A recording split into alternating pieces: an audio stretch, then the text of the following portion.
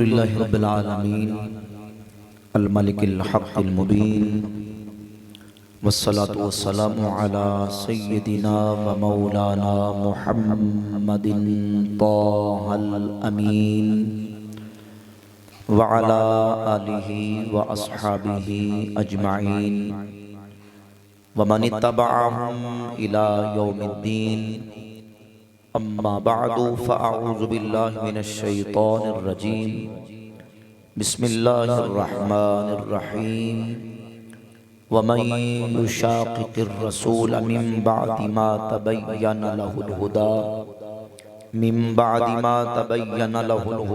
ویتبع غیر سبیل المؤمنین نولیہ ما تولا ونصلہ جہنم وساءت مصیرا صدق اللہ مولانا العظیم وصدق رسولہ النبی الکریم الامین الرؤوف الرحیم ان اللہ وملائکتہ یصلون علی النبی یا ایہا الذین آمنوا صلوا علیہ وسلموا تسلیما۔ محبت سے درود پاک پڑھیے۔ صلاۃ و سلام علیکہ یا سیدی یا رسول اللہ وعلی آلکہ و اصحابکہ یا سیدی یا حبیب اللہ۔ صلاۃ و سلام علیکہ یا سیدی یا نبی اللہ وعلی آلکہ و اصحابکہ یا سیدی یا رحمت للعالمین۔ مولا صلی وسلم دائما ابدا علی حبیبک خیر الخلق کلہم هو الحبیب الذی ترجى شفاعته لكل حول من الاحوال مقتحم۔ یا رب بالمصطفى بلغ مقاصدنا واغفر لنا ما مضى یا واسع الکرم۔ مولا صلی وسلم دائما ابدا علی حبیبک خیر الخلق کلہم۔ اللہ رب العالمین جل وعلا مجدہ الکریم احکم الحاکمین کی حمد و ثنا، حضور نبی کریم رؤوف الرحیم تاجدار انبیاء حبیب کبریاء احمد مجتبی سیدنا محمد مصطفیٰ صلی اللہ تعالی علیہ وعلا آلہ و اصحابہ وبارک وسلم کی بارگاہ اقدس میں درود و سلام کا نذرانہ پیش کرنے کے بعد، معزز و محتشم سامعین و حاضرین برادران اسلام، آج کی ہماری درس قرآن و حدیث کی نشست جامع مسجد عطائے مصطفیٰ علی پور چھٹا شہر کے اندر مرکزی مسجد کے اندر انعقاد پذیر ہے، جس میں ہم سب حاضری کی شرکت کی سعادت حاصل کر رہے ہیں۔ اللہ رب العزت جل وعلا مجدہ الکریم ہماری حاضری کو اپنی بارگاہ میں قبول فرمائے اور صحیح معنوں میں قرآن و سنت کی تعلیمات کو سیکھنے، سمجھنے، اعتقاد رکھنے اور عمل کرنے کی توفیق عطا فرمائے۔ دوستان گرامی قدر، سورۃ النساء کی آیت نمبر 115 میں نے تلاوت کی ہے۔ انشاءاللہ تعالی اسی آیہ مبارکہ کی روشنی میں آج جو مجھے عنوان دیا گیا ہے، اس عنوان پر انشاءاللہ تعالی گفتگو کرنی ہے۔ عقیدے کی اہمیت اور عقیدے کی ضرورت انشاءاللہ تعالی قرآن و سنت کی روشنی میں آپ احباب کے سامنے بیان کرنے کی سعادت حاصل کروں گا۔ اللہ رب العزت جل وعلا مجدہ الکریم کے فضل و کرم سے، توفیق و عنایت سے اللہ رب العزت نے ہمیں وہ مبارک عقیدہ، وہ مبارک مسلک اہل سنت و جماعت کا عطا فرمایا ہے کہ جو نہایت ہی اعتدال والا، توسط والا اور میانہ روی والا عقیدہ اور مسلک ہے۔ صحابہ کرام رضی اللہ تعالی عنہم سے لے کر آج تک اللہ کے جتنے ولی آئے ہیں، اللہ کے جتنی برگزیدہ ہستیاں، اللہ کے نیک بندے آئے ہیں، وہ سارے کے سارے اہل سنت و جماعت کے اندر آئے ہیں۔ ہمارا اہل سنت و جماعت کا مسلک اللہ رب العزت کے فضل و کرم سے اللہ کے قرآن نبی پاک صلی اللہ علیہ وآلہ وسلم کے فرمان، صحابہ و اہل بیت کرام اور اولیاء اعظام کے منہج، عقیدے اور ان کی تعلیمات کے مطابق ہے۔ ہم عقیدے کے اعتبار سے افراط و تفریط کا شکار نہیں ہوتے، بے اعتدالی کو اختیار نہیں کرتے، اور توازن کو برقرار رکھتے ہوئے جن جن چیزوں کو اللہ نے منوایا ان کو بھی مانتے ہیں، اور جن کو اللہ رب العزت کے رسول نے منوایا ہم ان کو بھی مانتے ہیں۔ آج اس پرفتن دور میں ایسے طبقات اور ایسے لوگ آپ کو ملیں گے جو قرآن و سنت پر عمل کا دعویٰ کرتے ہوئے نظر آئیں گے، اپنے آپ کو علمی کتابی کہتا ہوا نظر آئیں گے، اپنے آپ کو یہ ثابت کرتا ہوا اور لوگوں کے سامنے باور کرواتا ہوا نظر آئیں گے کہ ہم قرآن کی بات کرتے ہیں، ہم سنت اور حدیث کی بات کرتے ہیں، اور یہ لوگ یہ اپنے بزرگوں کی بات کرتے ہیں، بابوں کی بات کرتے ہیں، ہم قرآن و سنت کی بات کرتے ہیں۔ تو یہ بات یاد رکھیں، اللہ رب العزت کے فضل و کرم سے اہل سنت و جماعت کا جو مسلک ہے اس پر کوئی جتنی مرضی گرد ڈالنے کی کوشش کرے، اہل سنت کا عقیدہ مسلک کوئی 50، 100، 150 سال سے نہیں بنا، بلکہ اللہ کی رحمت سے صحابہ سے لے کر آج تک یہ عقیدہ چلا آ رہا ہے، اور ہمارا منہج، ہمارا عقیدہ، ہمارا نظریہ، ہماری فکر، ہمارے عقائد وہ الہیات سے لے کر نبوت و رسالت سے متعلقہ اور پھر بعد الموت تک جو مسلمانوں کے عقائد و نظریات ہیں، اہل سنت کے عقائد و نظریات ہیں، اللہ رب العزت کے فضل و کرم سے وہ ہماری اہل سنت کی علم کلام کی عقائد کی کتابوں کے اندر لکھے ہوئے ہیں، جو واضح طور پر قرآن و سنت کے دلائل پر مبنی ہیں، قرآن و سنت کے دلائل پر مشتمل ہیں۔ لیکن صرف اس مسئلہ کو، اس بات کو سمجھنے کی ضرورت ہے کہ لوگ یہ غلط تاثر دینے کی کوشش کرتے ہیں کہ بھئی یہ صرف بزرگوں اور اپنے بابوں کی مانتے ہیں، قرآن و سنت کی نہیں مانتے۔ ہم پہلے قرآن و سنت کی مانتے ہیں اور قرآن و سنت کی روشنی میں اپنے بزرگوں کی بات کو مانتے ہیں۔ بس صرف توجہ کی ضرورت ہے، جو ساتھی بیٹھے ہیں کم از کم محفل کا جو آداب ہیں ملحوظ خاطر رکھتے ہوئے کوئی بندہ نہ بولے۔ جو ساتھی آتے ہیں، علماء آئیں گے تو انتظامیہ خود ان کو آگے لے آئے گی۔ آپ میری تقریر کے دوران بول کے آگے بلائیں گے تو مجھے ڈسٹربنگ ہوگی، مجھے گفتگو کرنے میں پریشانی ہوگی اور لوگوں کی توجہ بھی بٹے گی۔ تو میں نے ظاہر ہے کہ قرآن و حدیث کی روشنی میں آپ کے سامنے توجہ مطلوب ہے آپ کی۔ بیٹا پیچھے ہو جاؤ، پہلے بھی تو مائک کے ساتھ لگنے لگے تو پیچھے ہو جاؤ، پیچھے نہیں تو مائک یہ پھیلا ہوا ہے نا، سر لگتا ہے پھر وہ نیچے گرتا ہے۔ بس خاموشی سے توجہ سے آپ بالکل ہمہ تن گوش ہو کے یکسوئی کے ساتھ گفتگو کو سنیں، تاکہ مجھے بیان کرنے میں آسانی ہو اور آپ کو سن کے سمجھنے میں آسانی ہو۔ ذرا محبت سے سبحان اللہ کہہ دیں۔ اب دیکھیے، جتنے اس طرح کے لوگ ہیں وہ تاثر بڑا دیتے ہیں، بڑے خوشنما انداز سے وہ لوگوں کے سامنے یہ اپنا نظریہ پھیلانے کی کوشش کرتے ہیں کہ دیکھیں ہم تو قرآن و سنت کی بات مانتے ہیں، یہ بزرگوں بابوں کی مانتے ہیں۔ ہم کہتے ہیں بھائی ہم قرآن و سنت کی بات مانتے ہیں اور قرآن و سنت کی روشنی میں بزرگوں اور بابوں کی بات کو مانتے ہیں۔ اگر دین کو مجموعی طور پر دیکھا جائے اور قرآن و سنت کے مجموعی دلائل کو دیکھا جائے تو بحمد اللہ تعالی ہم اہل سنت و جماعت ان مجموعی دلائل کی روشنی میں جو ترتیب ہے اور تسلسل ہے اسی کے مطابق ہم چلتے ہیں۔ ہم کہتے ہیں ہم قرآن کو بھی مانتے ہیں، حضور کی سنت کو بھی مانتے ہیں، اور قرآن و سنت نے جس کو منوایا ہم ان سب کو مانتے ہیں۔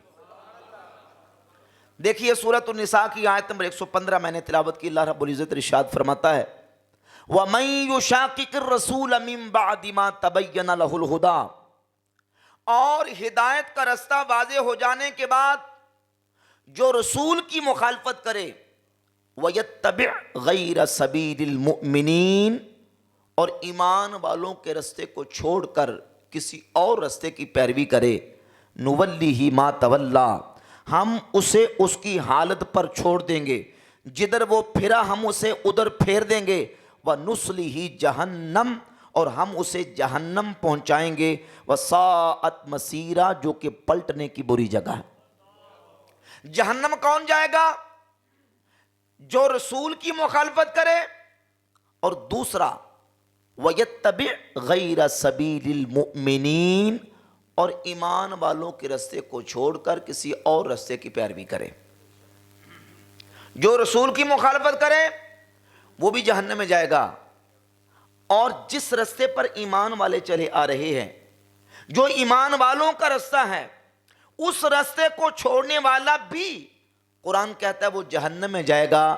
ہم کہتے ہیں رسول کی مخالفت بھی نہیں کرنی اور ایمان والوں کے رستے کی مخالفت بھی۔ یہ قرآن کی آیت ہے، سورۃ النساء آیت نمبر 115۔ رسول کی مخالفت کرنے والا بھی جہنم میں، اور ایمان والوں کے رستے کو چھوڑنے والا بھی جہنم میں۔ اب سمجھیے، سوال یہ پیدا ہوتا ہے کہ اس امت کے اندر ایمان والوں کا پہلا طبقہ، پہلا بیچ، پہلا گروہ وہ کون سا ہے؟ تو قرآن و سنت کے دلائل کا انبار موجود ہے کہ ایمان والوں کا پہلا گروہ حضور کے صحابہ کرام کی ذات ہے۔ 1,14,000 یا 1,24,000 محدثین نے مختلف اقوال اپنی کتابوں کے اندر ذکر کیے ہیں۔ حالات صحابہ کی کتابوں کے اندر رسول اللہ صلی اللہ علیہ وآلہ وسلم کی ذات اقدس پر ایمان لانے والے اور حضور کی ذات اقدس کی صحبت پانے والے نبی پاک علیہ السلام کے 1.25 صحابہ، یہ ایمان والوں کا پہلا گروہ ہے۔ تھوڑی جگہ دے ذرا۔ السلام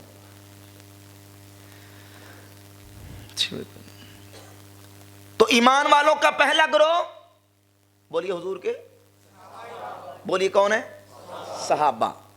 تو معلوم ہوا کہ جو صحابہ کے راستے کو چھوڑنے والا ہے، یہ ہم شروع سے بات کر رہے ہیں نا، یہ بعد والے فرقے، بعد والی تنظیمیں، تحریکیں، پارٹیشن جو کچھ ہوئی، یہ بات کا مسئلہ ہم نے اصل بنیاد سے لینا ہے کہ بنیاد بتاتی ہے کہ ایمان والوں کا پہلا گروہ صحابہ کا گروہ، پہلا طبقہ صحابہ کا، پہلا ایمان والوں کا بیچ صحابہ کا۔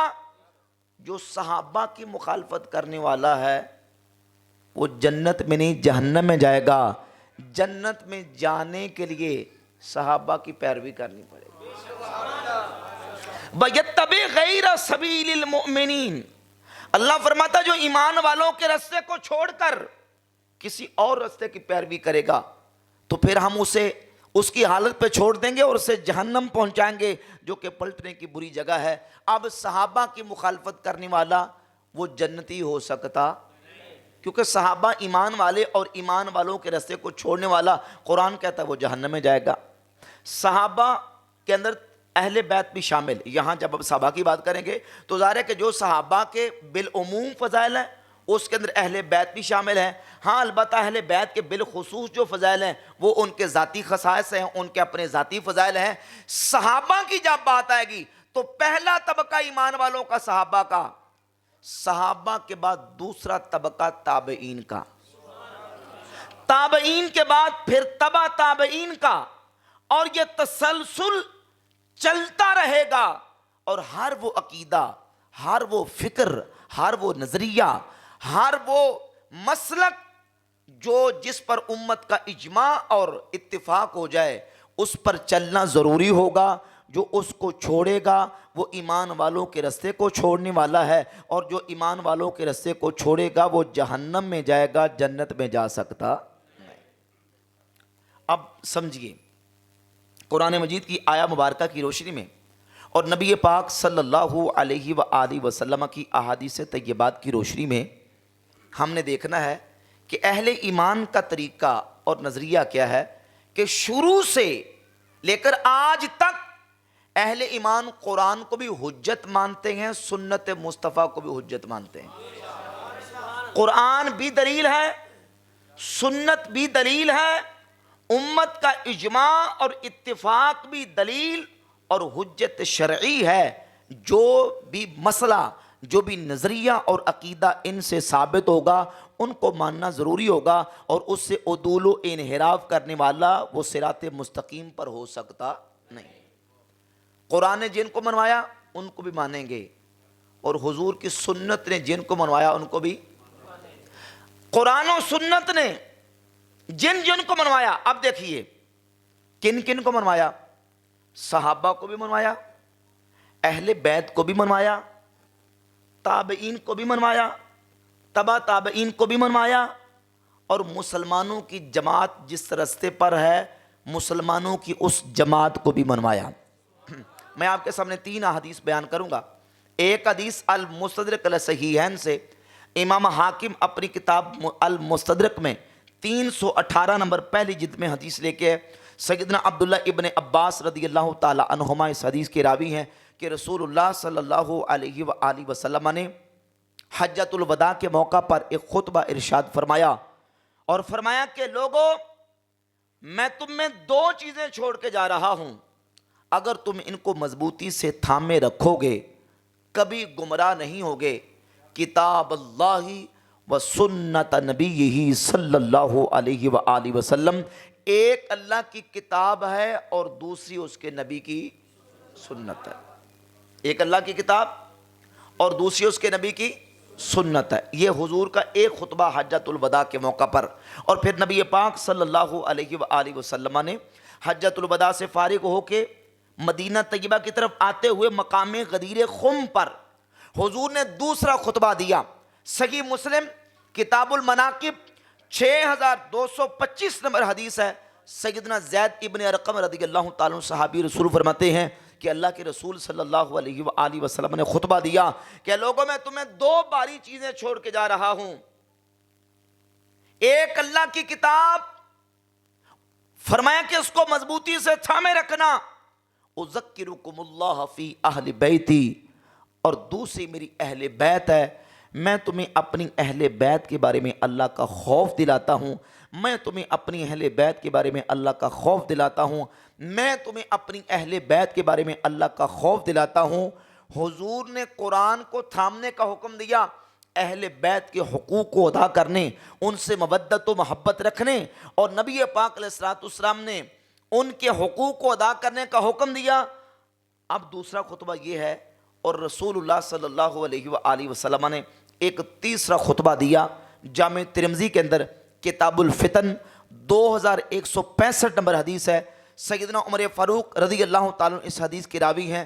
رسول اللہ صلی اللہ علیہ وآلہ وسلم نے مقام جابیہ پر خطبہ دیا، اور خطبہ دیتے ہوئے ارشاد فرمایا، اوصیکم باصحابی، اے لوگو میں تمہیں اپنے صحابہ کی وصیت کرتا ہوں، ثم الذین یلونہم، پھر وہ جو صحابہ سے ملے ہوئے ہیں تابعین، ان کی وصیت کرتا ہوں، یعنی صحابہ کی وصیت کرتا ہوں، ان کا دامن تھام کے رکھنا، ان کے ساتھ جڑ جانا، ان کے ساتھ لگے رہنا، ثم الذین یلونہم، پھر تابعین کے ساتھ، ثم الذین یلونہم، پھر تبع تابعین کے ساتھ، علیکم بالجماعت و ایاکم والفرقہ، ہمیشہ مسلمانوں کی جماعت کے ساتھ رہنا اور جماعت سے کٹ کر بننے والے فرقوں سے بچ جانا۔ کتنے خطبات ہو گئے؟ 3 خطبات۔ تینوں خطبات سے نتیجہ خلاصہ کیا نکلا کہ قرآن کو بھی ماننا ہے، حضور کی سنت کو بھی ماننا ہے، حضور کی اہل بیت کو بھی ماننا ہے، حضور کے صحابہ کو بھی، اور صرف یہاں تک نہیں بلکہ صحابہ کے بعد تابعین کو بھی ماننا ہے، تابعین کے بعد تبع تابعین کو بھی ماننا ہے، اور اس کے بعد علیکم بالجماعتی، تم پر لازم ہے کہ تم نے مسلمانوں کی جماعت کے ساتھ رہنا ہے اور جماعت سے کٹ کر بننے والے فرقوں سے بچ جانا ہے، فرقوں سے بچ جانا ہے۔ اب جو کہ فرقے بننے تھے، فرقے پیدا ہونے تھے، امت میں اختلافات آنے تھے، تو نبی پاک صلی اللہ علیہ وآلہ وسلم نے پہلے سے اپنی امت کی رہنمائی فرماتے ہوئے بتا دیا کہ جب ایسا موقع آئے، ایک حدیث سنن ابی داؤد کے اندر 4706 نمبر حدیث ہے کہ رسول اللہ صلی اللہ علیہ وآلہ وسلم نے فرمایا، من یعش منکم بعدی فَسَيَرَا اخْتِلَافًا كَثِيرًا، تم میں سے جو میرے بعد زندہ رہے گا وہ کثیر اختلافات دیکھے گا، یعنی امت کے اندر اختلافات پیدا ہوں گے، امت کے اندر افتراق ہوگا، انتشار ہوگا، اختلاف ہوگا۔ جب ایسا موقع آ جائے، علیکم بسنتی وسنت الخلفاء المہدیین الراشدین، تم پر میری سنت لازم ہے اور میرے خلفائے راشدین المہدیین کی سنت لازم ہے۔ اس اختلاف کے موقع پر تم نے میری سنت کو مضبوطی سے تھام لینا ہے، میرے خلفائے راشدین کی سنت کو تھام لینا ہے۔ اور ساتھ اگلی حدیث میں ملا کے نتیجہ عرض کرتا ہوں، جو کہ سنن ابی داؤد میں حدیث موجود ہے، سنن ابن ماجہ میں حدیث موجود ہے، اور جامع ترمذی میں حدیث موجود ہے، المستدرک للصحیحین میں حدیث موجود ہے، مسند احمد ابن حنبل کے اندر، المجم صغیر کے اندر، حدیث کی درجن سے زیادہ کتابوں کے اندر یہ حدیث موجود ہے۔ 18 صحابہ اس حدیث کو روایت کرنے والے کہ نبی پاک صلی اللہ علیہ وآلہ وسلم نے فرمایا، الا ان من قبلکم من اہل الکتاب افترقوا علی 72 ملہ، خبردار تم سے پہلی امتیں، تم سے پہلی قومیں، ملتیں، وہ 72 فرقوں میں بٹ گئیں۔ وَإِنَّ هَذِهِ الْمِلَّةَ سَتَفْتَرِقُ عَلَى 73، اور میری یہ ملت و امت 73 فرقوں میں بٹ جائے گی۔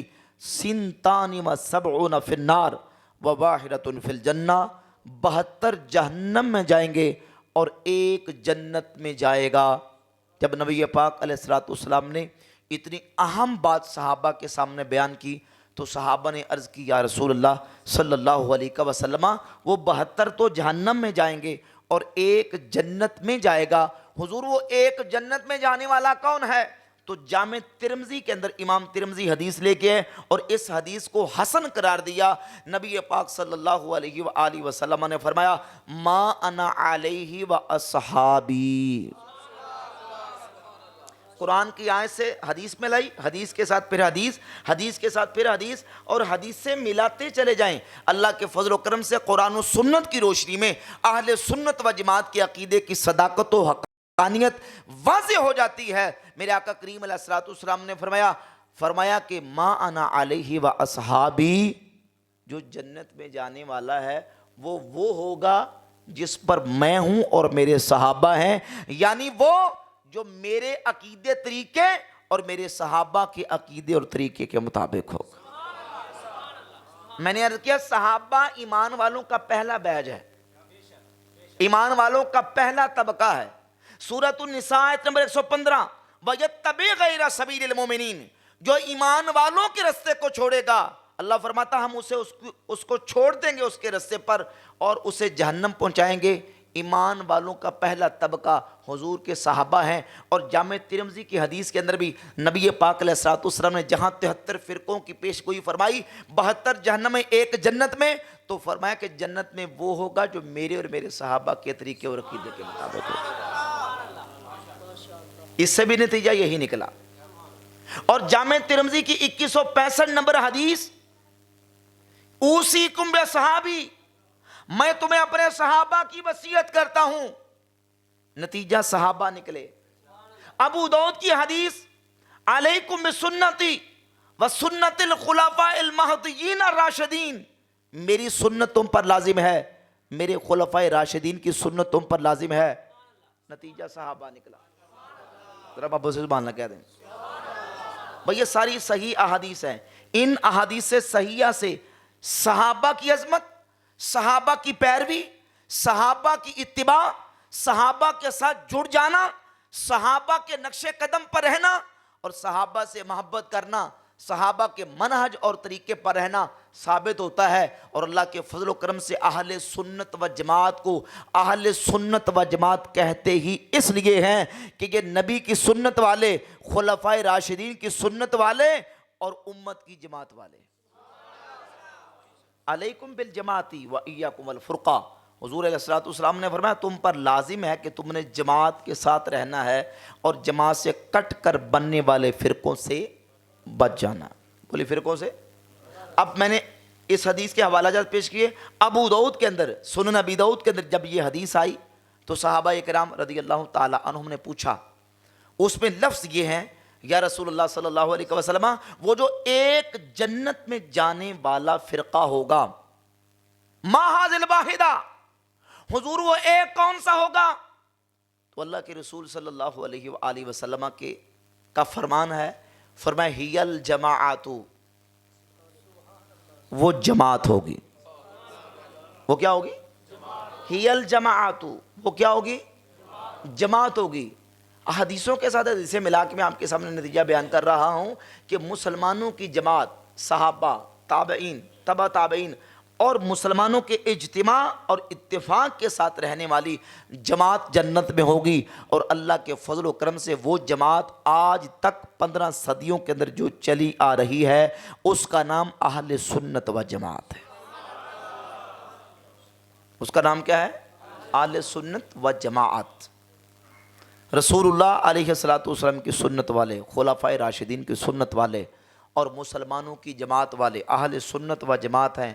اور اس پورے مقدمہ سے یہ بات بھی واضح ہو گئی کہ قرآن مجید فرقان حمید کی سورہ آل عمران میں اللہ رب العزت نے جو فرمایا وَاعْتَصِمُوا بِحَبْلِ اللَّهِ جَمِيعًا وَلَا تَفَرَّقُوا، اور اللہ کی رسی کو مضبوطی سے تھام لو، وَلَا تَفَرَّقُوا، اور فرقوں میں مت بٹ جاؤ۔ اس کا معنی کیا ہے؟ توجہ ہے آپ کی؟ اس کا مطلب کیا ہے؟ حدیث کی روشنی میں اس کا معنی کیا نکلتا ہے؟ اللہ کی رسی کو مضبوطی سے تھام لو اور فرقوں میں مت بٹ جاؤ۔ بولیں گے تو ذرا آسانی ہو جائے گی۔ اور فرقوں میں مت بٹ جاؤ، اللہ کی رسی کو پکڑ لو اور فرقوں میں مت پڑ جاؤ۔ اب دو چیزیں سامنے ہیں، ایک ہے کہ اللہ کی رسی کو پکڑنا ہے اور فرقوں سے بچنا ہے، فرقوں میں نہیں پڑنا۔ اس آیت کو پڑھ کے کئی لوگ وہ یہ تاثر دینے کی کوشش کرتے ہیں کہ دیکھیں قرآن نے تو یہ کہا کہ آپ نے کسی فرقے کا، کسی جماعت کا حصہ نہیں بننا، بس آپ نے اللہ کی رسی کو مضبوطی سے تھام کے رکھنا ہے۔ اس اشکال کا ذرا توجہ سے، تسلی سے آپ نے جواب سمجھنا ہے کہ آیت اور احادیث کی روشنی میں اصل نظریہ کیا ہے، اصل ان آیات اور احادیث سے نتیجہ کیا نکلتا ہے۔ جو نتیجہ کوئی سوشل میڈیا کا نام نہاد سکالر نکالے وہ نکلتا ہے، یا صحیح معنوں میں قرآن و حدیث کا فہم رکھنے والا جو بیان کرے وہ نکلتا ہے۔ سمجھیے ذرا، اللہ کی رسی کو مضبوطی سے تھام لو اور فرقوں میں نہ بٹو۔ سوال یہ پیدا ہوتا ہے اللہ کی رسی کیا ہے؟ اللہ کی، ہم اللہ کی رسی کو کس طرح پکڑیں؟ اللہ کی رسی ہے کیا؟ اللہ کی رسی کو کس طرح پکڑیں گے تاکہ فرقوں سے بچ سکیں؟ وہ کہتے ہیں جی دیکھیں اللہ کی رسی قرآن ہے، لہذا قرآن کو مضبوطی سے تھام لو۔ توجہ سے سمجھیے ذرا، قرآن کو مضبوطی سے تھام لو۔ بھائی سوال پیدا ہوتا ہے کہ قرآن کو کس طرح تھام لیں؟ بھائی قرآن کو کس طرح تھامیں؟ صرف قرآن کو اوپر دیکھ کے سادہ ترجمہ پڑھتے جائیں اور چلتے جائیں؟ بھائی سمجھ آ رہی بات کی؟ اس کی گہرائی تک آپ نے جانا ہے، میں نے انشاءاللہ کوشش کرنے کے بعد سمجھا سکوں کہ کس طرح بس صرف قرآن کو پڑھ لیا تو اللہ کی رسی کو مضبوطی سے تھام لیا۔ اب احادیث کی طرف آتے ہیں کہ کیا قرآن پڑھ کے، صرف قرآن پڑھ لے بندہ تو اللہ کی رسی کو مضبوطی سے تھامنے والا بن جائے گا؟ تو احادیث کیا کہتی ہیں؟ نبی پاک صلی اللہ علیہ وآلہ وسلم نے ایک گمراہ فرقے کی نشانیاں بیان فرمائی ہیں، ان کی علامات بیان فرمائی ہیں۔ صحیح بخاری کے اندر 6930، 31، 32، 33، 34 نمبر حدیث موجود ہے۔ صحیح مسلم کے اندر 2449، 50، 51، 52 سے لے کر 70 تک 20 سے زیادہ حدیثیں صحیح مسلم کے اندر موجود ہے۔ سنن ابی داؤد کے اندر احادیث کا پورا چیپٹر امام ابو داؤد نے قائم کیا ہے۔ نبی پاک صلی اللہ علیہ وآلہ وسلم نے ایک گمراہ فرقے کی نشانی بیان کی، ان کی علامات بیان کی ہیں، اور صحابہ سے کہا میرے صحابہ یخرج فیکم قوم، ایک ایسی قوم تم میں نکلے گی تحقرون صلاتکم مع صلاتہم، وہ اتنی نمازیں پڑھیں گے کہ تم اپنی نمازوں کو ان کی نمازوں کے مقابلے میں بڑا حقیر اور تھوڑا جانو گے۔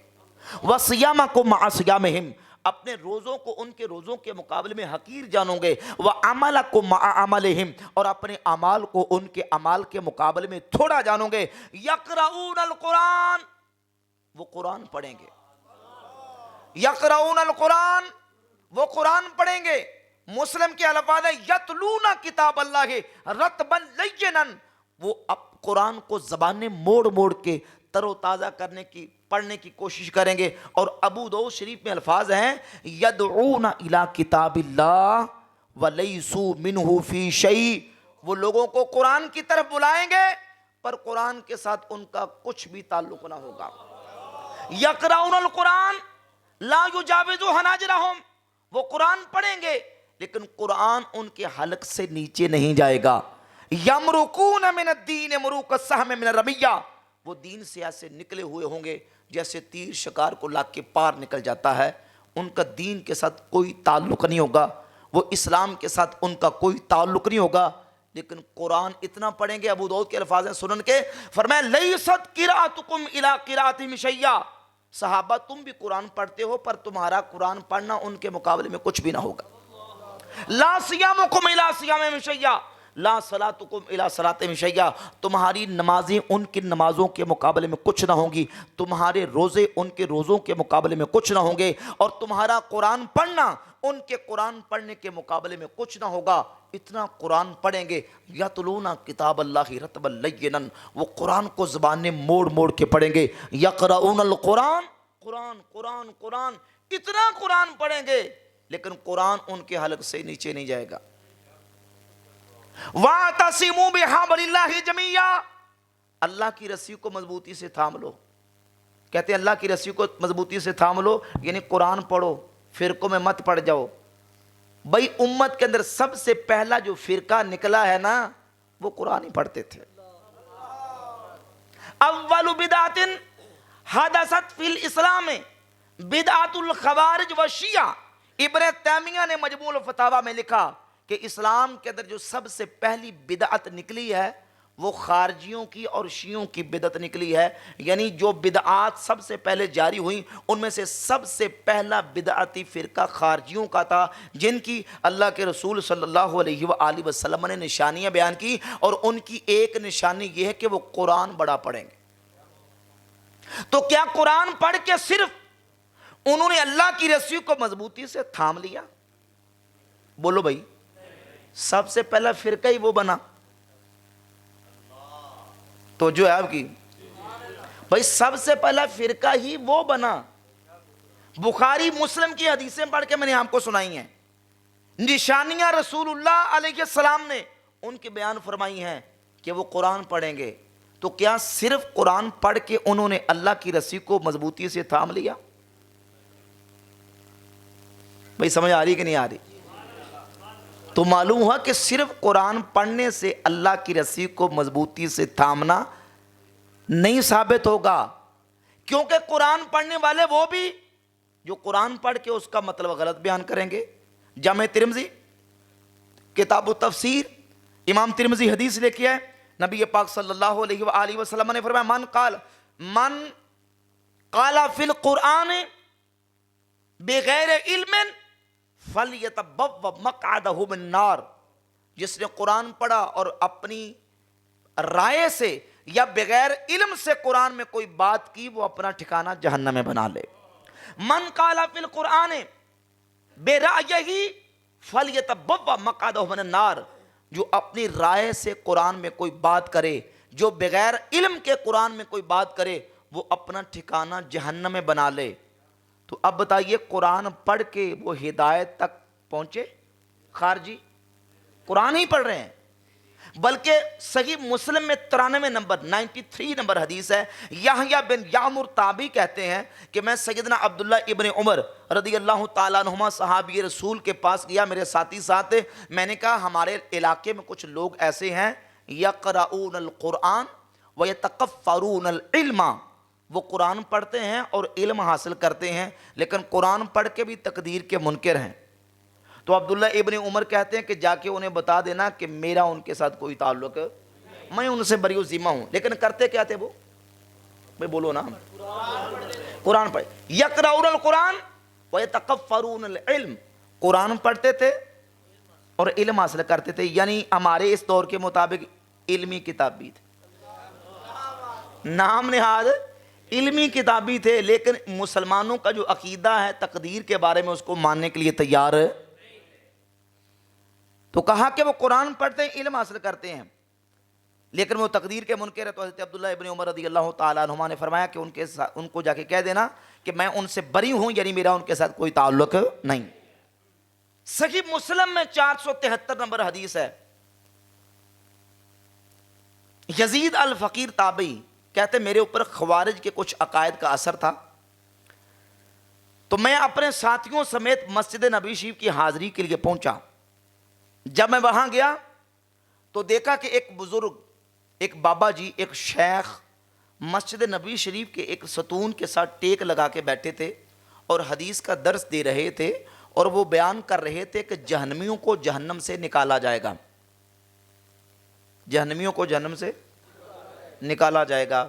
تو کہتے ہیں کہ جب وہ بیان کر رہے تھے بزرگ بابا جی کہ جہنمی جہنم سے نکلیں گے، ان کو نکالا جائے گا، تو میں نے فوراً ان کے سامنے قرآن کی سورہ السجدہ کی آیت نمبر 20 پڑھی. اللہ کریم فرماتا ہے کلما ارادوا ان یخرجوا منها اعیدوا فیہا، کہ جب اہل جہنم سے نکلنے کا ارادہ کریں گے، اعیدوا فیہا، ان کو واپس جہنم میں لٹا دیا جائے گا. میں نے یہ آیت پڑھ کے ان بابا جی سے یہ کہا کہ آپ کہتے ہیں کہ اہل جہنم کو جہنم سے وہ نکلیں گے اور ان کو نکالا جائے گا، قرآن کہتا ہے کہ وہ واپس جب وہ نکلنے کا ارادہ کریں گے اعیدوا فیہا، ان کو واپس لٹا دیا جائے گا، ان کو پلٹ دیا جائے گا. وہ تو نکل نہیں سکتے، آپ کہتے ہیں کہ جہنمیوں کو جہنم سے نکالا جائے گا. اب وہ جو بابا جی حدیث کا درس دے رہے تھے وہ کوئی عام شخصیت نہیں، وہ حضور کے صحابی حضرت جابر رضی اللہ تعالیٰ عنہ جنہوں نے قرآن رسول اللہ سے سیکھا تھا. یزید الفقیر نے قرآن خارجیوں سے سیکھا تھا. حوالہ آیت کا دیا، سورہ سجدہ کی آیت نمبر 20 پڑھی، کلما ارادوا ان یخرجوا منہا اعیدوا فیہا. حوالہ قرآن کا دیکھ کے صحابی کو سمجھا رہا ہے کہ آپ کہتے ہیں جہنمی جہنم سے نکالے جائیں گے، جبکہ وہ تو نکل نہیں سکتے. تو حضرت سیدنا جابر رضی اللہ تعالیٰ عنہ نے فرمایا تم نے قرآن کی سورہ بنی اسرائیل کی وہ آیت نہیں پڑھی؟ اللہ فرماتا عسیٰ ان یبعثک ربک مقاما محمودا، کہ حبیب پیارے قریب ہے کہ تمہارا رب تمہیں مقام محمود پہ کھڑا کرے. یہ مقام محمود کیا ہے؟ یہ مقام محمود مقام شفاعت ہے، جہاں حضور کھڑے ہو کے اپنے گناہگار امتیوں کی شفاعت کر کے رب سے جنت لے کے دیں گے. تو یزید الفقیر کہتے ہیں کہ سوائے ایک بندے کے باقی جتنے میرے ساتھ ساتھی تھے سارے توبہ کر کے پکے سچے مسلمان بن گئے. پہلے خارجی تھے، پہلے بھی قرآن ہی پڑھتے تھے، لیکن قرآن پہلے اپنی مرضی سے پڑھتے تھے، لیکن جب صحابی رسول نے قرآن سمجھایا، سمجھ آئی، تو پھر پتہ چلا کہ قرآن کا مطلب وہی لینا ہے جو اللہ کے نبی نے بیان فرمایا، نبی کے صحابہ نے بیان فرمایا. اب پیچھے آ جائیں، اللہ کی رسی کو مضبوطی سے تھام لو. وہ کہتے ہیں قرآن پڑھو. تو یہ جو ساری حدیثیں میں نے آپ کے سامنے بیان کی ہیں، وہ خارجی گرنتھ پڑھتے تھے، وید پڑھتے تھے، بھائی کوئی اور کتاب پڑھتے تھے، قرآن پڑھتے تھے. اور حضور نے نشانی بیان کی کہ وہ قرآن پڑھیں گے لیکن ان کے حلق سے نیچے نہیں جائے گا، دین کے ساتھ ان کا کوئی تعلق نہیں ہوگا. تو پھر اللہ کی رسی کو مضبوطی سے تھامنے کا مطلب کیا ہے؟ اللہ کی رسی کو کس طرح مضبوطی سے تھام لیں؟ اب دیکھیں قرآن مجید کی اس آیت کے کلمات طیبات پر غور کریں. اللہ کی رسی ایک طرف اور دوسری طرف ولا تفرقوا، فرقوں میں مت بٹ جاؤ. فرقوں کے مقابلے میں اللہ کی رسی ہے.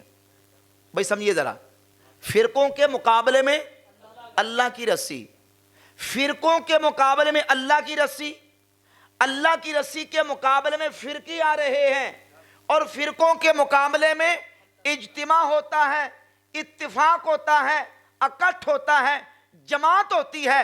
یہی وجہ ہے کہ نبی پاک علیہ الصلوۃ والسلام کے جلیل القدر صحابی، خلفائے راشدین کے بعد سب سے بڑے عالم صحابی حضرت عبداللہ ابن مسعود رضی اللہ تعالیٰ عنہ اس آیت کی تفسیر بیان کرتے ہیں۔ امام ابو جعفر محمد بن جریر طبری رحمۃ اللہ تعالیٰ علیہ نے تفسیر ابن جریر طبری میں اسی آیت کی تفسیر میں سیدنا عبداللہ ابن مسعود سے روایت ذکر کی۔ عبداللہ ابن مسعود فرماتے ہیں اللہ کی رسی سے مراد بھی جماعت ہے۔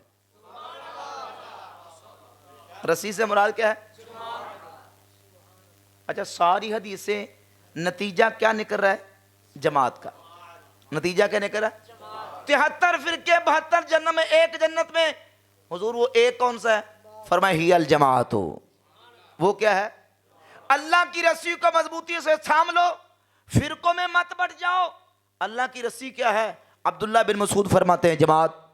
جامع ترمذی کی 2165 نمبر حدیث ہے، حضور فرماتے ہیں علیکم بالجماعت و ایاکم والفرقہ، تم پر جماعت لازم ہے، فرقوں سے بچ جاؤ۔ معلوم ہوا فرقوں کے مقابلے میں جماعت آیا کرتی ہے، تو آیت میں حبل اللہ سے مراد بھی جماعت ہے، یعنی بتا دیا کہ جس پر مسلمانوں کا اکٹھ ہو، جس پر مسلمانوں کا اتفاق ہو، جس پر مسلمانوں کا اجماع ہو، جو رستہ اہل ایمان کا اتفاقی چلا آ رہا ہے اس کو تھام لو اور اس سے کٹ کر بننے والے فرقوں سے بچ جاؤ۔ ان آیات طیبات کی روشنی میں اور نبی پاک صلی اللہ علیہ وآلہ وسلم کی مبارک احادیث کی روشنی میں بحمد اللہ تعالیٰ یہ مسئلہ اور یہ عقیدہ بالکل واضح ہو جاتا ہے کہ مسلمانوں کی جماعت کا دامن تھامنا لازم ہے۔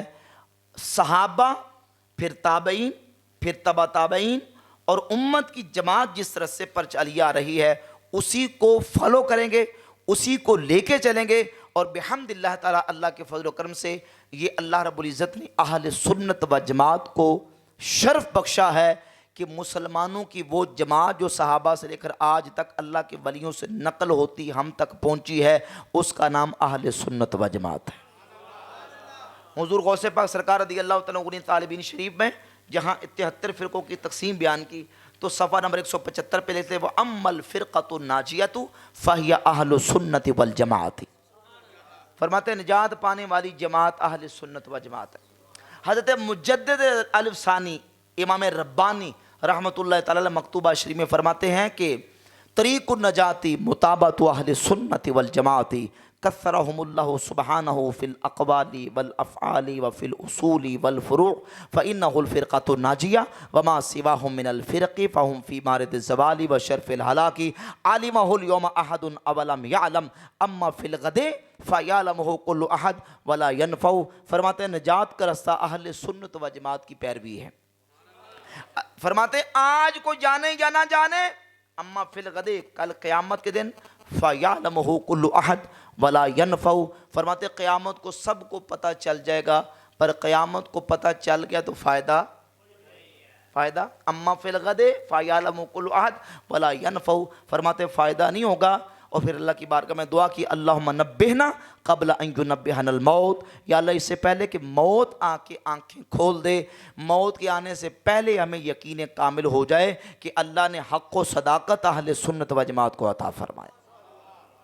حضرت شیخ عبدالحق محدث دہلی رحمہ اللہ الشیعۃ اللمعات مشکات کی فارسی میں شرح ہے، فرماتے اگر گوئن چیگونا معلوم شود کہ فرقہ ناجیہ اہل سنت و جماعت ان و این راہ راس و راہ خداس و دیگر راہ میں نارس، ہر فرقہ دعویٰ می کنن کے براہ راست و مذہب حق جوابش آنکے این چیزیں نیست کہ وہ مجرد دعویٰ تمام شد برہان باید و برہان حقانیت اہل سنت و جماعت آس کہ این دین و اسلام بنقل آمداز۔ فرماتے اگر ہم یہ کہیں کہ اہل سنت و جماعت ہی حق اور صداقت پہ مبنی عقیدہ ہے تو فرماتے ہر فرقہ یہ کہے گا کہ میں حق پر ہوں، میں سچ پر ہوں اور میرا عقیدہ ہی صحیح ہے، تو فرماتے ہیں کہ دلیل چاہیے۔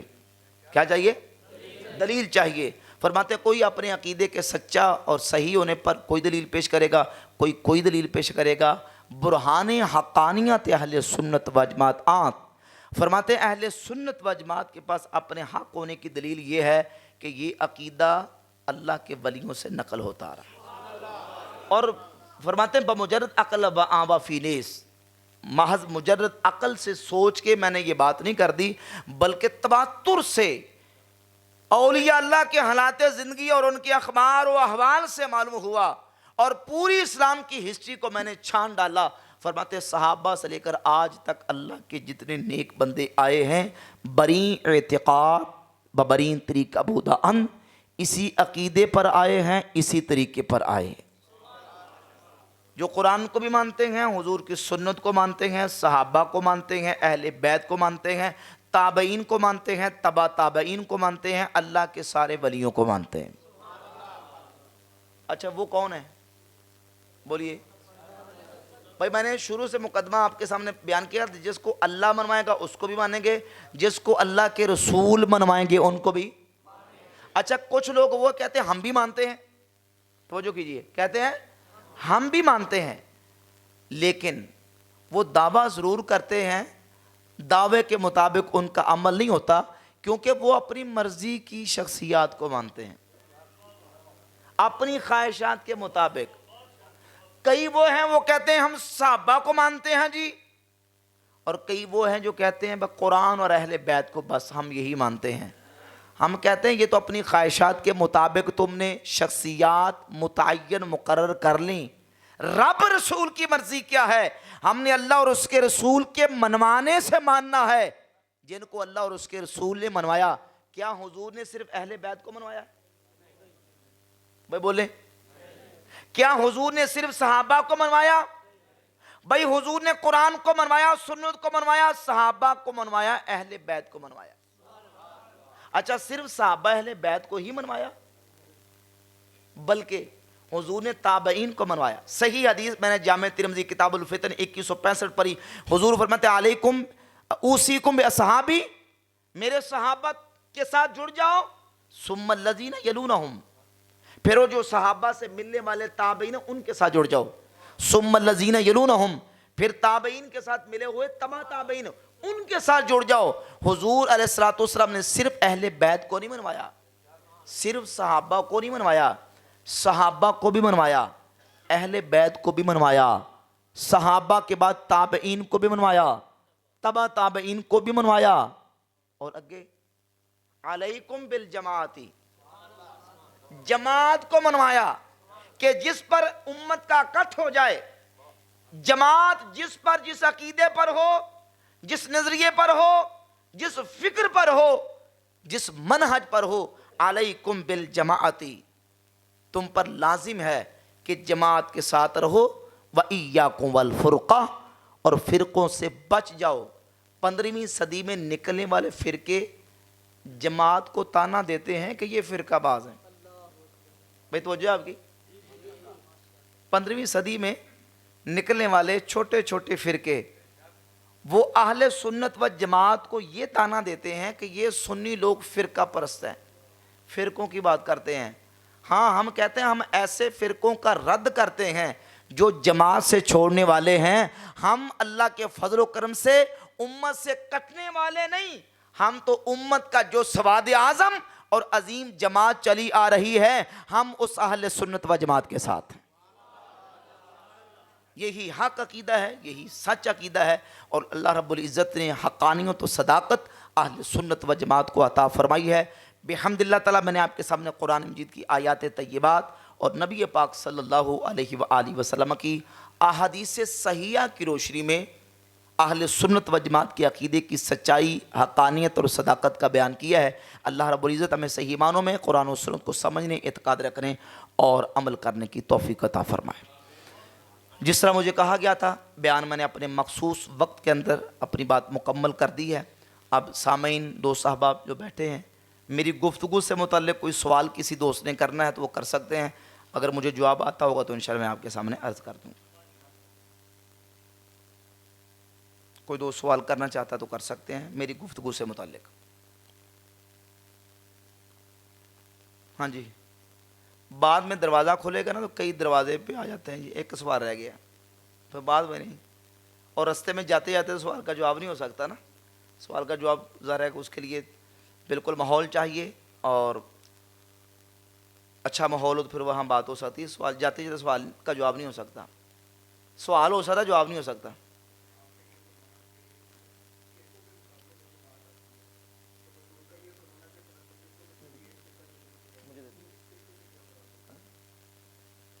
73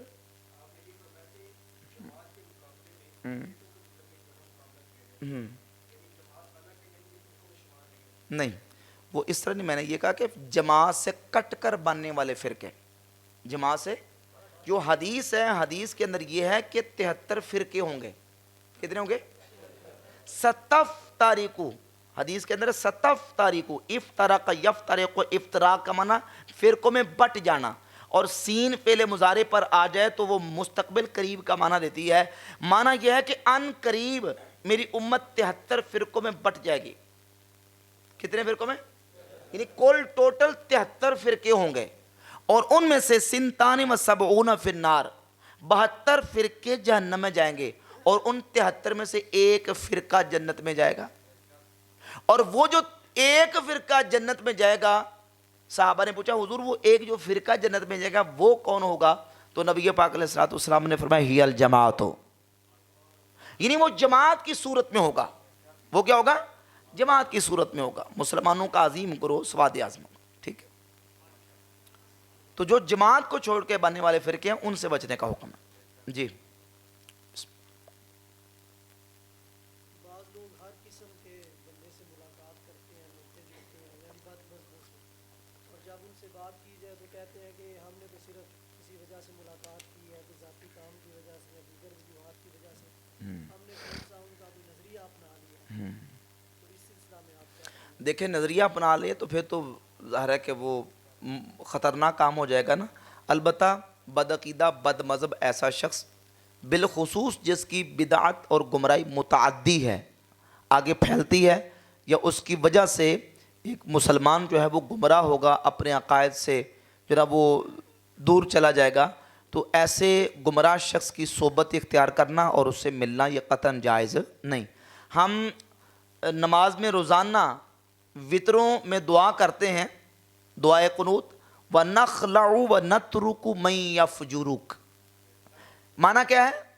وَنَخْلَعُ وَنَتْرُكُ، ہم اس سے الگ ہو جاتے ہیں، اسے چھوڑ دیتے ہیں. کسے؟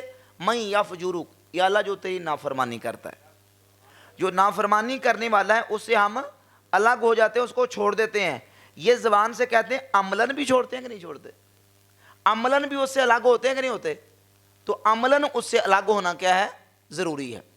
بھائی ہم اپنے بچوں کو کسی شرابی کے پاس نہیں بیٹھنے دیتے، کسی زانی کے پاس نہیں بیٹھنے دیتے، کسی چور کی صحبت میں نہیں بیٹھنے دیتے. کیوں؟ کہ چور کے پاس بیٹھے گا تو چوری کی عادت پڑے گی، شرابی کے پاس بیٹھے گا تو شراب کی عادت پڑے گی. تو کسی بدعقیدہ کے پاس بیٹھنے کی اجازت ہو سکتی ہے؟ ایک ہے عمل کا برا، ایک ہے عقیدے کا برا. عقیدے کا برا عمل کے برے سے زیادہ برا ہے، لہذا اس کی صحبت میں بیٹھنا بھی جائز نہیں ہے. قرآن مجید میں وَإِمَّا يُنْسِيَنَّكَ الشَّيْطَانُ فَلَا تَقْعُدْ بَعْدَ الذِّكْرَ مَعَ الْقَوْمِ الظَّالِمِينَ، کہ یاد آنے کے بعد ظالموں کے پاس مت بیٹھ. علامہ ملجیون اس آیت کی تفسیر میں لکھتے ہیں دخل فیہ الکافر والفاسق والمبتدع والقعود مع کلہ ممتنع. فرماتے ہیں اس آیت میں ظالم سے مراد کافر بھی ہے، فاسق بھی ہے، گمراہ بھی ہے، بدعتی بھی ہے، اور ہر ایسے بندے کے پاس بیٹھنا، اس کی صحبت اختیار کرنا یہ جائز نہیں. ٹھیک ہو گیا؟ اور کو دوست؟ جی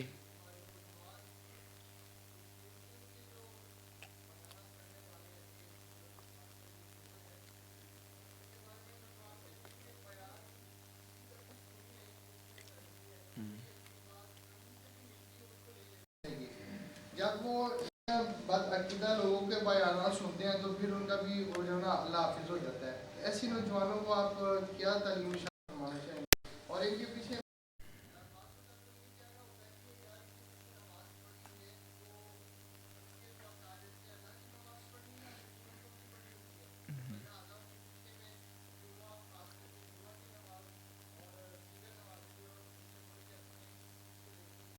اس کے بارے میں آپ فرمائیں گے؟ گزارش ہے، پہلے آپ نے یہ کہا کہ یہ کہتے ہیں کہ دین کی بات جہاں سے ملے وہاں سے لے لیں.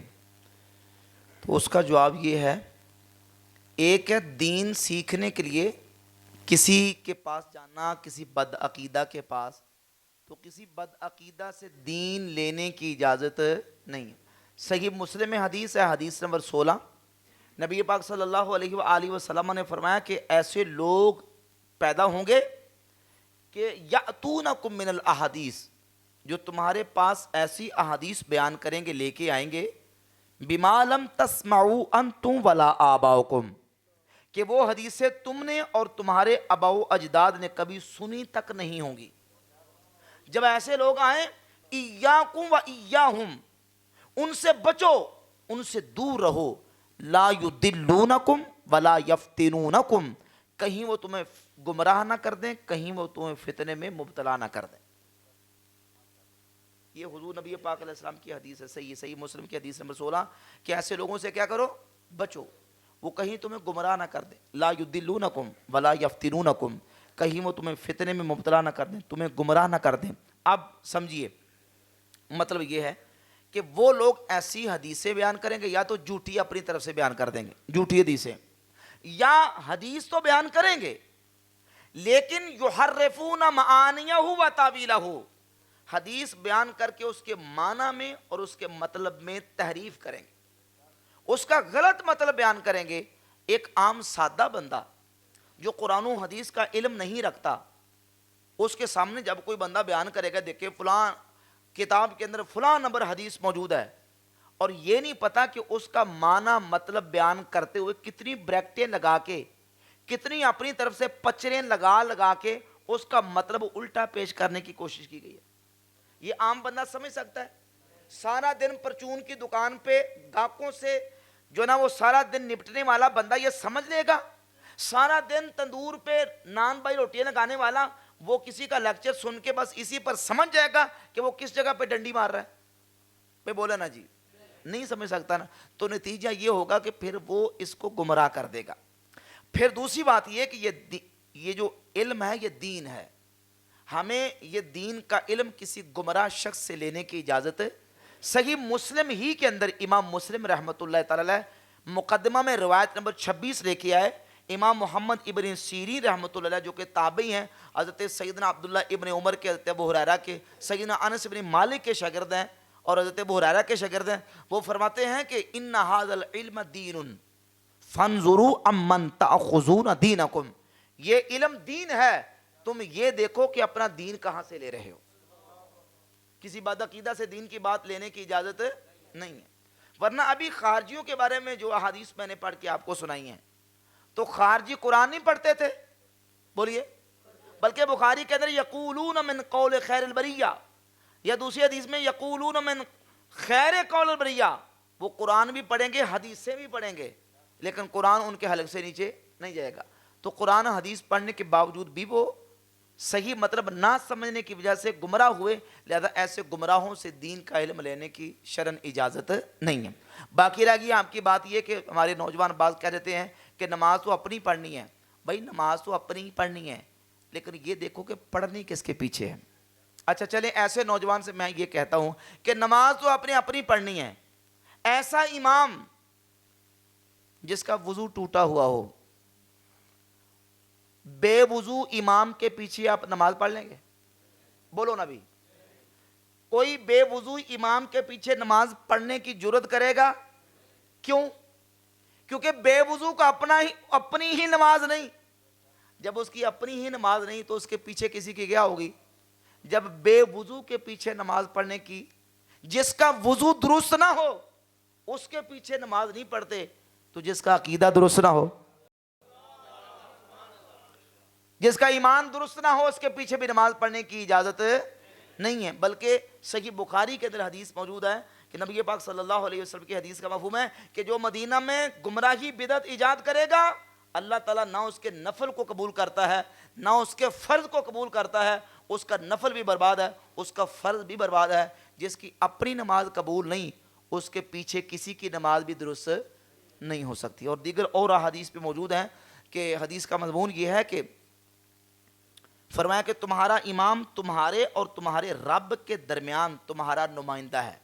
تمہارا کیا ہے؟ نمائندہ ہے۔ فرمایا اجعلوا ائمتکم خیارکم، अपना इमाम बेहतर लोगों को बनाओ, फ़इन्नहुम वफ़्दुकुम फ़ीमा बैनकुम व बैन रब्बिकुम, क्योंकि तुम्हारा इमाम तुम्हारे और तुम्हारे रब के दरमियान तुम्हारा नुमाइंदा है। तुम में से जो पसंद करता है कि उसकी नमाज कबूल हो, तो अपना इमाम बेहतर लोगों को बनाना चाहिए। किसी गुमराह बदअकीदा को इमाम बनाने की इजाज़त नहीं। ठीक है जी, कोई मुश्किल सवाल ना करे और तिखा सवाल भी ना करे। ये पहला दर्स है और इसको बर्दाश्त करवा लें जी। हाँ, अच्छा, मैंने इसलिए बात कर दी, कई लोग होते हैं कि जो वो कहते हैं कि सारा कुछ अज निचोड़ के जाओ, बिल्कुल ख़त्म, यानी सारा एंड करके जाओ। इस तरह नहीं होता, हर चीज़ का तरीकाकार होता है जी।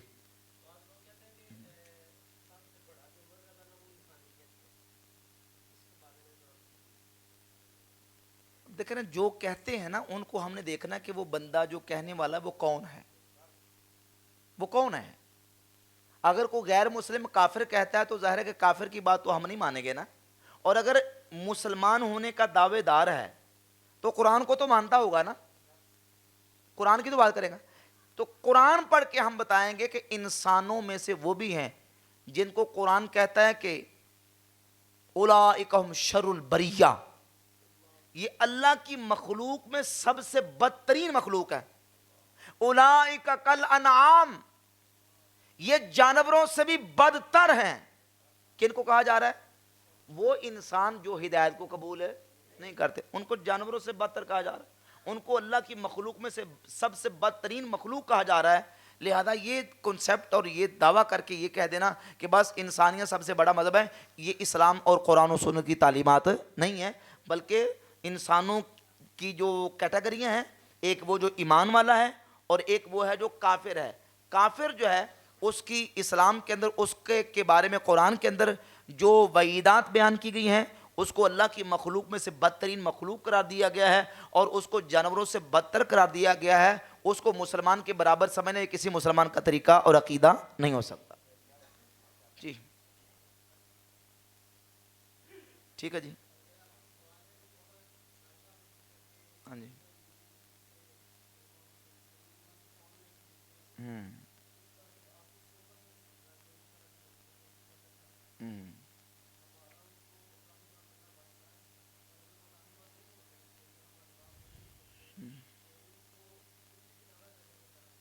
पहली बात तो यह है कि अगर कोई गाफिल शख्स किसी को सोशल मीडिया पे सुन सुन के ऐसे वो गुमराह हो गया है, तो अब ये चीज़ें तो ज़ाहिर है कि उस के जो लेवल है उसके मुताबिक देखी जाएंगी कि वो बंदा, उसका मालूमाती लेवल क्या है, उसकी तालीम क्या है, ठीक है, वो कितना पढ़ा लिखा है, अनपढ़ है, पढ़ा लिखा है, और कब से सुन रहा है, अभी ताज़ा नया नया है या पुराना हो चुका है।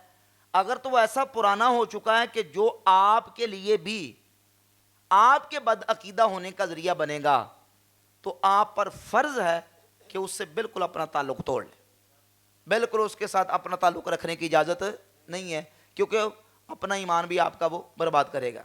और अब अगर वो ऐसे हुआ कि अभी वो चंद दिनों से सुन रहा था, तो फ़ौरन कोशिश करें, अच्छा कोशिश इस तरह ना करें कि ख़ुद बैठ के समझाना शुरू कर दें। भाई खुद तो आपकी अपनी मालूमात नहीं है, आपकी अपनी जब मालूमात नहीं है तो आप किसी को क्या समझाएंगे। उसका बेहतरीन तरीकाकार होता है कि अपने ऐसे आलिम के पास उनको लेके जाएं जो इन मसाइल का एक्सपर्ट हो, माहिर हो। उलमा होते हैं, बाज़ लोग ये समझते हैं कि जो मस्जिद के बड़े ख़तीब साहब हैं वो सबसे बड़े आलिम होंगे, या मदरसे में जो पढ़ाने वाले हैं वो सबसे बड़े आलिम होंगे, या वो इस बंदे को मुतमिन कर देंगे। ऐसा होना ज़रूरी नहीं है। बाज़ का ये होता है कि देखें, मिसाल के तौर पे मेडिकल एक जनरल फील्ड है। मेडिकल के अंदर एक डॉक्टर, वो जो जनरल फिजिशियन है, एक सतह तक बीमारी हो तो उसका वो इलाज कर लेता है। लेकिन बीमारी अगर बढ़ जाए तो फिर बीमारी को देखना पड़ेगा कि वो किस नौयत की है, किस दर्जे की बीमारी है और किस मसले के अंदर वो बंदा बीमार हुआ है। अगर उससे मसला हार्ट का है तो हम क्या करेंगे, हार्ट के स्पेशलिस्ट के पास जाएंगे। अगर नाक कान गले का मसला है तो ENT वाले के पास हम उसको लेके जाएंगे। نیورو کا ہے یا دیگر، اس کو حالانکہ ہیں سارے ڈاکٹر لیکن اپنی اپنی فیلڈ کے ماہر ہیں. اسی طرح علماء وہ جنرل طریقے سے جو مسجد کا عالم ہے، خطیب ہے، امام ہے، وہ عالم ہے. اچھا ایسا ہونا بھی ویسے ضروری نہیں ہے، عام طور پہ ہم دیکھ لیں اگر، لیکن اس کا مطلب یہ نہیں کہ وہ عالم ہے تو وہ ان مسائل کے اندر ایکسپرٹی بھی رکھتا ہو. آپ نے یہ دیکھنا ہے کہ ان مسائل کے اندر جن کے اندر یہ بندہ مبتلا ہے اس کا ایکسپرٹ کون ہے، اس کا ماہر کون ہے. اگر تو ملے تو آپ اس عالم کے پاس اس کو لے کے جائیں، خود سمجھانے نہ بیٹھ جائیں. یا یہ ہے کہ پھر کم از کم یا سوشل میڈیا پہ جو علماء جو نا وہ مستند طریقے سے اور اتھینٹک طریقے سے بیان کر رہے ہیں ان کے لیکچر سنائے جائیں، ان کے بیانات سنائے جائیں اور ان کی طرف ریفر کیا جائے اور اس کی اصلاح کی جائے. بس آخری سوال اور اس کے بعد انشاءاللہ ہم دعا کریں گے.